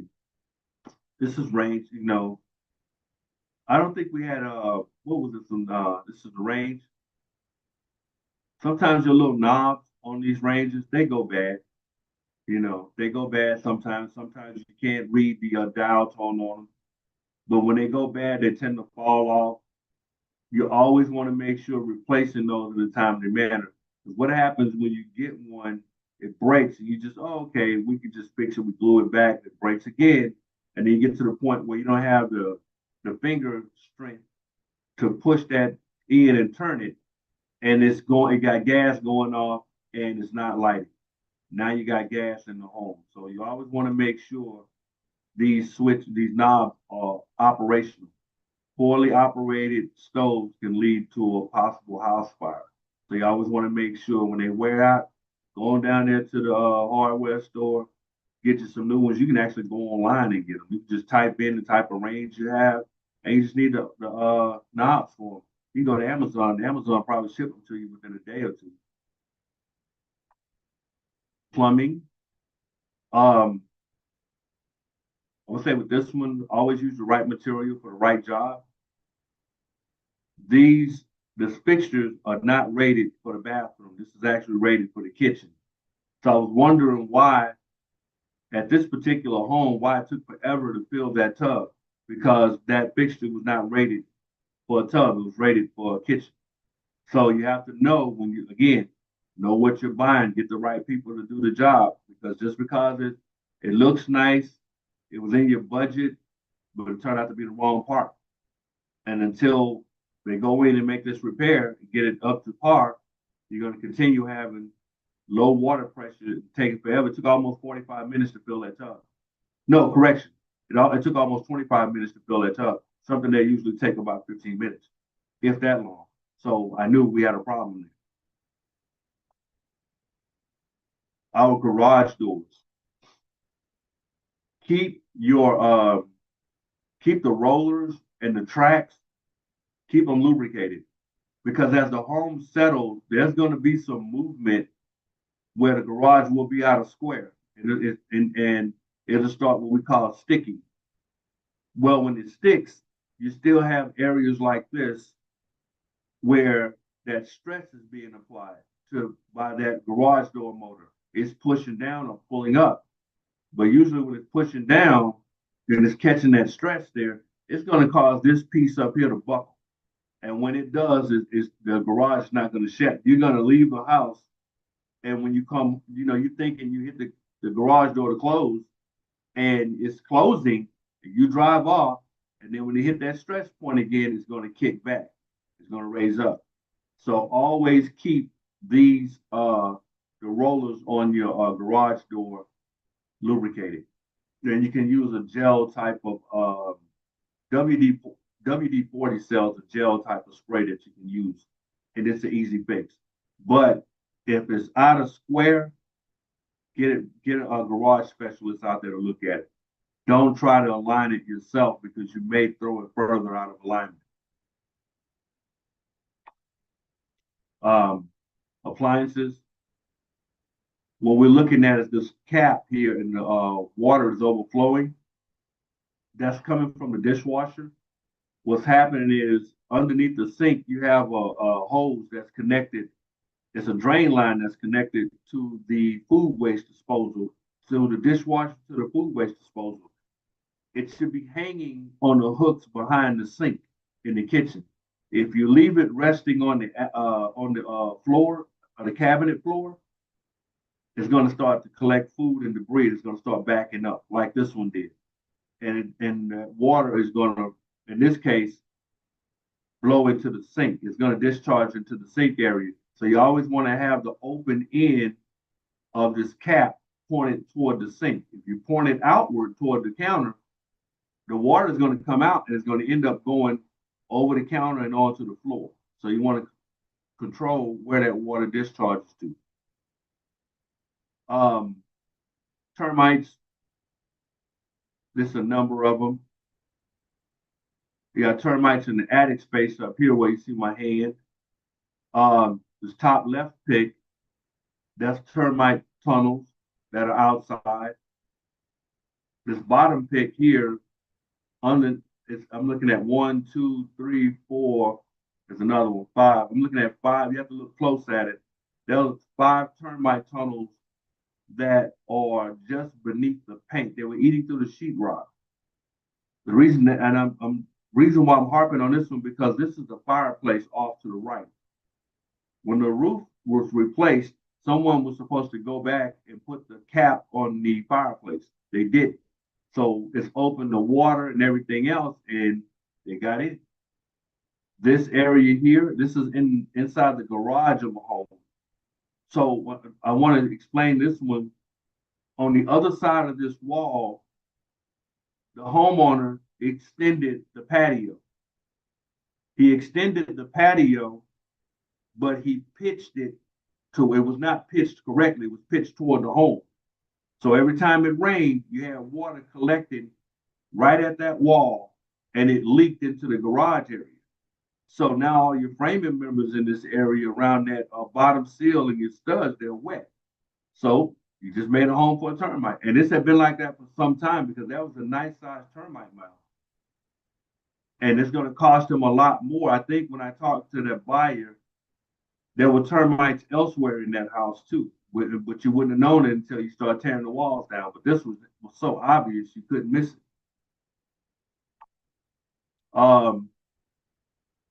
This, if you ever see this in your house, you got mold and everything in your house, get out. Get out, take care of that. There's no need for you to start breathing that stuff in because when you have mold in your house, you risk the chance of having respiratory problems. And this was something due to, again, this is tied around the AC system. And you see, we talk about the AC system a lot because you got a lot of moving parts that's to your home that's tied to that AC system. This home in particular, the drain pan had been filling up for some time. And this was a rental property. The manager of the property, I guess he came in, just half did a job every time he showed up, but he never got it right. And the thing is, I was able to smell it the moment I walked in the house. This was a closet. It was in a bathroom, and it was in another area. I want to say near the patio because it had just started to spread through the home. Mold issues. And the guy who was renting that unit, he worked from home. So he was sitting in there all day breathing this stuff in. So when you, especially if you work from home, definitely want to get this stuff checked out. This is the flooring. What happened here, I say again, hire the right people for the job. Because if you look along this edge here, that's the old flooring that's in this home. They didn't pull up the old flooring. They just started laying new flooring over the old flooring. So eventually, this and the homeowner called me to look at the flooring because she said it didn't look right. Well, that's the reason why she said it didn't feel right. Well, it didn't feel right because it wasn't installed correctly.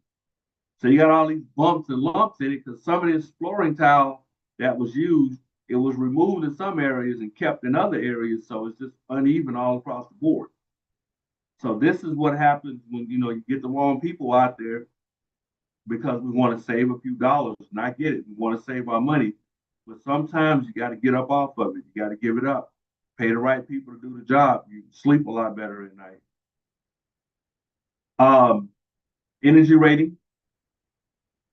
If you ever want an energy rating done to your home and give you a breakdown of where you're losing energy to your home, go to this website. It's www.energy.gov. This is something we're really behind at in America. We're really behind on conservation when it comes to energy. We'll tear a home down, just build a new one, or just let it rot out. But overseas, over in Europe, they've been on this stuff for like forever. They've been on it since the late 60s, early 70s, and we're just catching up. This is where you save your money. This is where you get tax breaks from the government. This is where you buy your appliances and you turn in the appliances, and that's how you're gonna get your little rebates. These are little tips that help you along the way when you become, for those who are homeowners in this class, and for those who are about to become homeowners. Every little thing counts. It's a little different, but I always put this out. Any veterans, if you know of any veterans over 60 years old, and they're needing some modifications done to their home so they can move about freely, you want to look into the HISA program. And this is a federally funded grant that's up to $6,500 for a veteran who's in need of home improvements, like to the bathroom, kitchen, driveways, and the ramps. Even some veterans who are just disabled and not 60, you know, they may need that. And what they do is they go in, like I say, they do the kitchen, bathroom, driveways, they add ramps because these are common areas that you're going to be. Now, what they won't cover is like it's listed, they ain't going to cover new construction. They won't cover walkways to the exterior of the building. They're not giving you a spa or hot tub. They're not going to put a decking on your patio or the back. They're not going to redo all of that because those are considered luxury. But if you can, you got your phone out, I'm gonna leave this up for a second. Go ahead and take a picture of that website. And that way, if you know anybody that may need help and they're a veteran, start there. You'd be surprised at what the VA got set aside for those guys and those ladies too.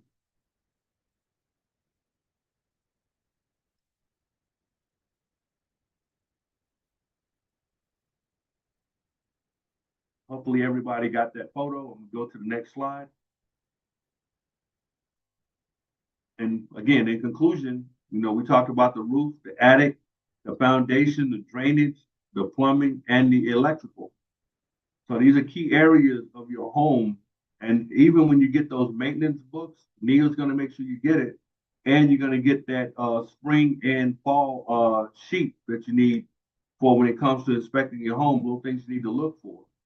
All of that pays off in spades if you read it. I say again, all of it pays off in spades if you read it. And my contact information, my direct number is 832-887-8711. You can email me at joeservices0339@gmail.com. That's my Trek license number, 202052. You can check me out on Facebook at GI Inspections PLLC. And I highly recommend you look at that Facebook page because some of the things you find out there in the field on the inspection side, you're like, wow, this is what they're doing out here. This is what we're looking at. And again, you could tell when the work was done by a professional. And if you look at it, you can learn from a lot from just looking. So you will know when someone come to work on your house, hey man, I don't think that's done right. Or hey, this is not looking too hot. Show me how you did that. Why did you do it that way? Ask questions too. If the contractor get mad because you have asking questions, too bad. You taking my money, so answer my question. It helps a lot. So that pretty much concludes everything for me.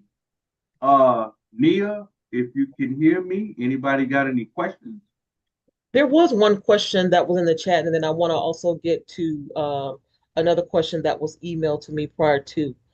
Okay. And I'm not sure if this is more for you or for Nikki. Nikki answered that one, but She I did. was looking at it for Erica.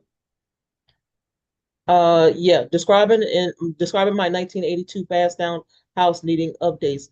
Should change structural maintenance outside of just should you change structural maintenance outside of just modern maintenance updates? Well, I mean, I wanted to address what Nikki told her. Nikki told her everything varies, and it's true because every house is different. But I will say this is look at your budget first. If your budget does not allow you to adequately add a room, don't do it. Because I've seen so many people go and they do an addition and they don't tie the new foundation in correctly to the old foundation. So the people who know how to do it the right way, they're going to charge you for it. So you want to make sure you have your budget in place. So if budget becomes an issue, I say stay within what's under the roof. That could save you a lot.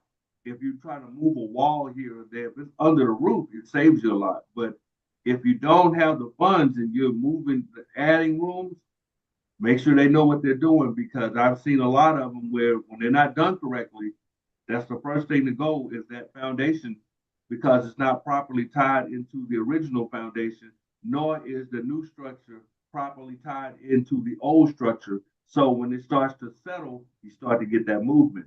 And when you get that movement, if it breaks far enough, you start to have moisture intrusion. So even with your electrical, um, sometimes we know our houses are older, 1970s, 70s home, 72. Uh, I would look at the last time the electrical was updated because you want to update your electrical every 25, 30 years because the newer systems that are out there now, they actually operate more efficiently. So sometimes when you see a person, they go in a contractor rewire the house, he rewire the house, put new fixtures in, but he won't add the new box. So it's kind of like, well, now you got one side of the system that's working more efficiently than the other side. And remember, this whole system has to work together. Um, Outside, my siding, all my windows and doors. What do I have damage in those areas? Do I have damage to my siding? Get those areas repaired. My roof. I would start at the roof and slowly work my way down to each phase down to the ground. And that's how I know where I'm working and what I need to have done and what's priority and what can wait. I would not start on the inside of a house making repairs if the outside is not adequate because all you're doing is double working. To me, if you have a roof leak and you going in and you making all these repairs let's say repairs, but updates to your house, and once you start making all the updates to your house and you got moisture intrusion coming in, it's not going to be a pretty day when you start seeing mold develop because of that roof leak. And it may be a small one starting out, but then it's a big one later.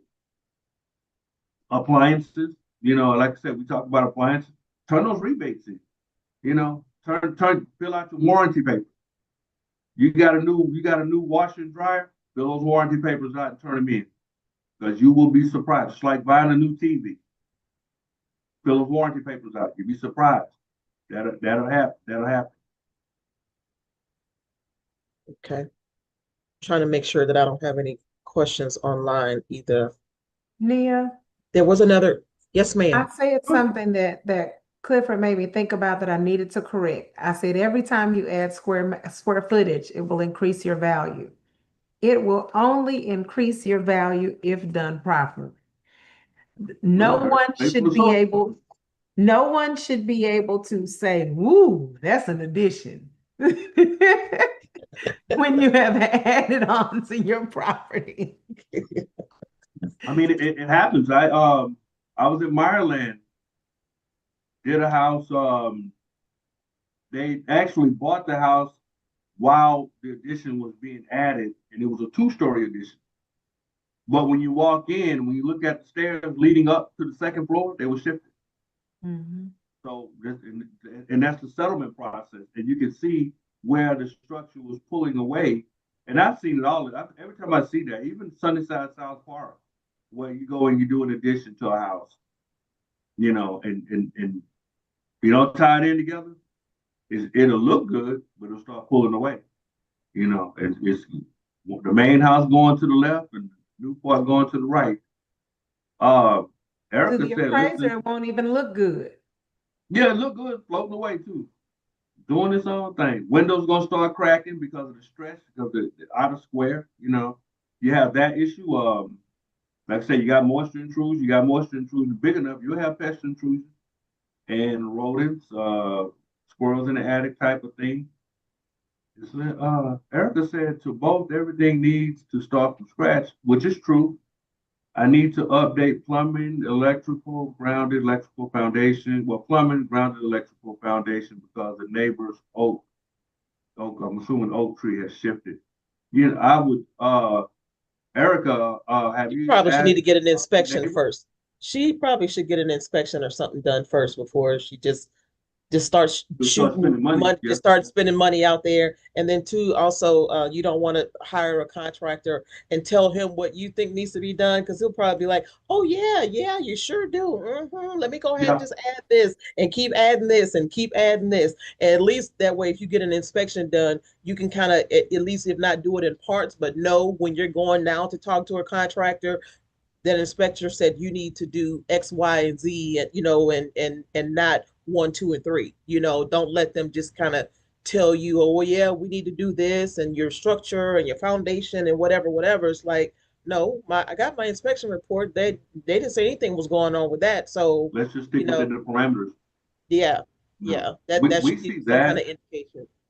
Um, sometimes I always believe try to be diplomatic. Let me approach my neighbor. Hey, your tree kind of shifting over my way, and let's see what we can work out together as neighbors. And we can't work anything out. Okay, let me go ahead and put a root barrier in here, cut these trees down. That's infringing on my property. When he come outside or when they come outside and start talking about it, it's like, well, hey, I have to protect my investment over here. I think that's only fair. I did try to talk to you. So, and I only Both. say that because in reality, my mother, uh, her neighbor had a tree that was actually growing on like it kind of grew into the fence, the gate. We got the mesh type fence back in the day, and it was leaning towards my mother's neighbor house. But my mother said, "Well, let's get together and let's cut it down." No, I don't want to do that. Neighbor said she didn't want to do it. Well, when Harvey blew through, guess what? A tree fell. Well, Mm. actually, it was leaning toward my mother's house. That's why they wanted to cut it. But the wind blew it, and it blew on the neighbor's house.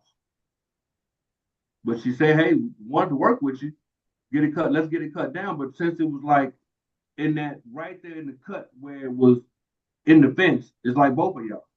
Let's work together. And so you'd be surprised. Sometimes you get a lot of cooperation, and sometimes you don't. Both of you kind of touched a little bit on generators, but I know that that was a question that was asked, that was emailed when someone Mhm. registered.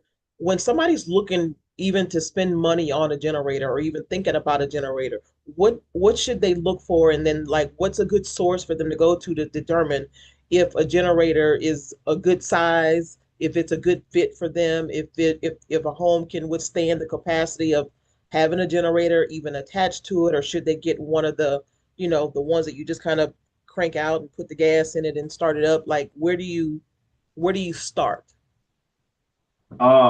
Me personally, I'm old school. I man, let me go out here and crank this thing up. And I need the kitchen, the living room, and a bedroom. That's the only areas I need to have power to. Everything else is secondary.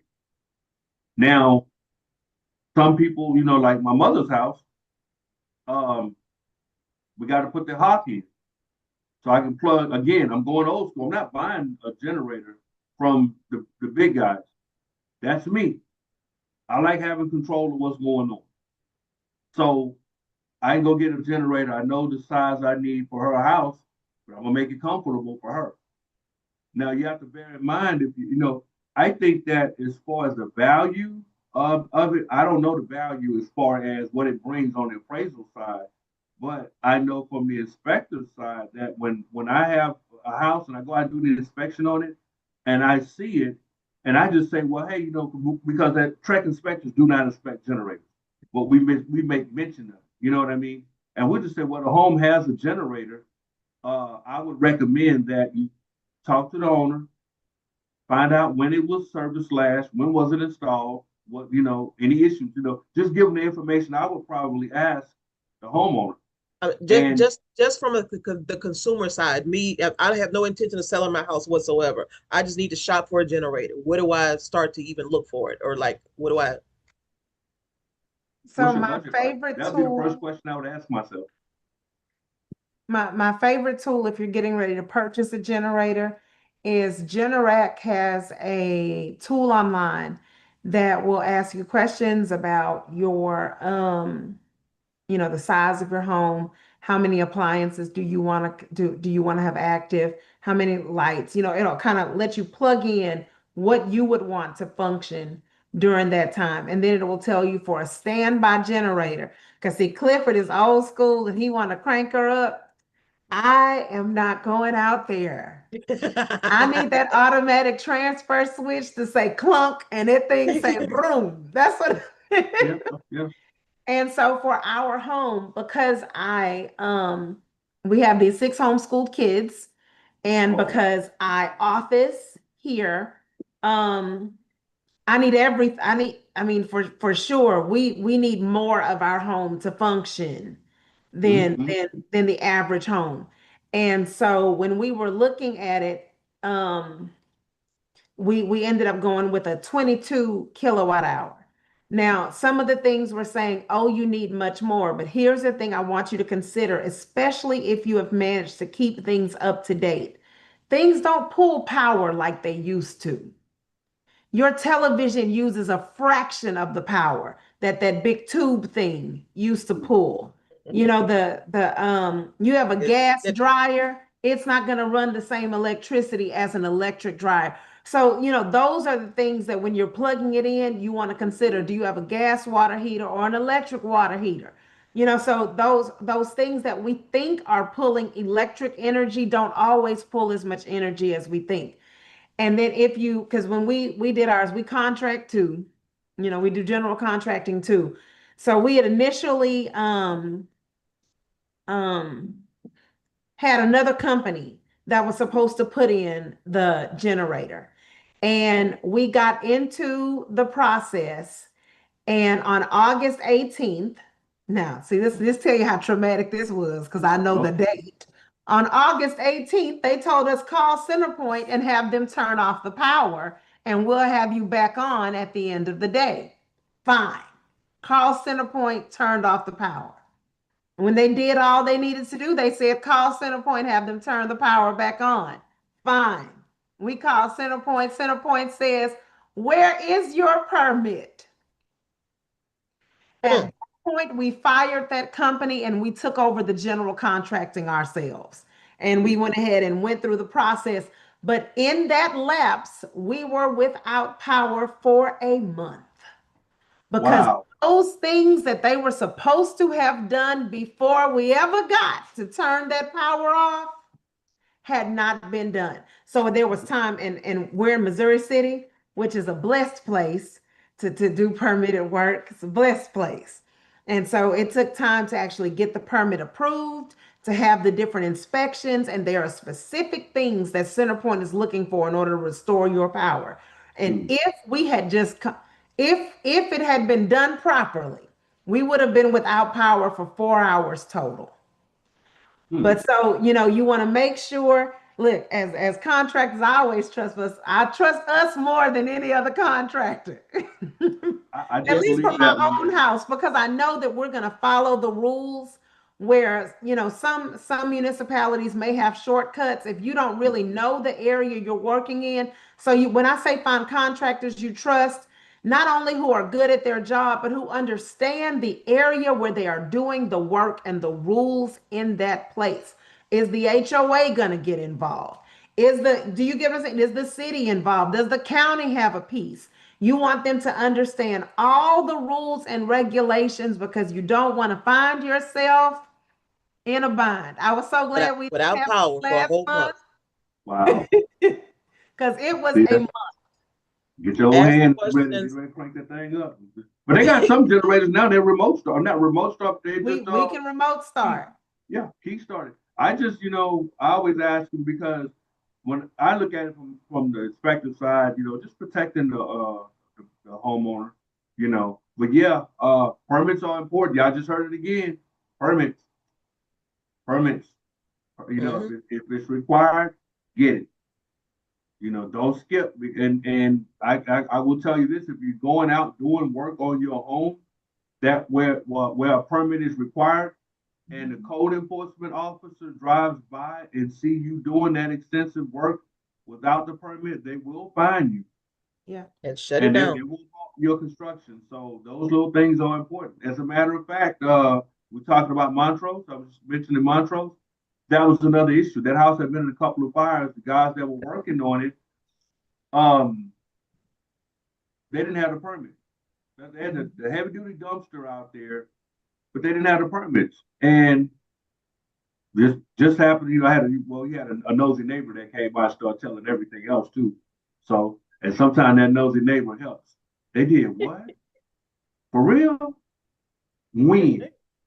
And that, oh, okay.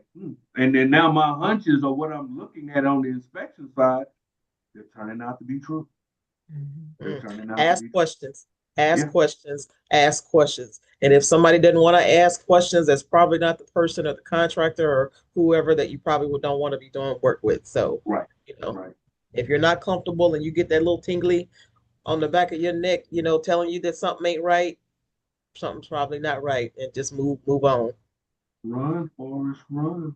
Uh, right, run quick.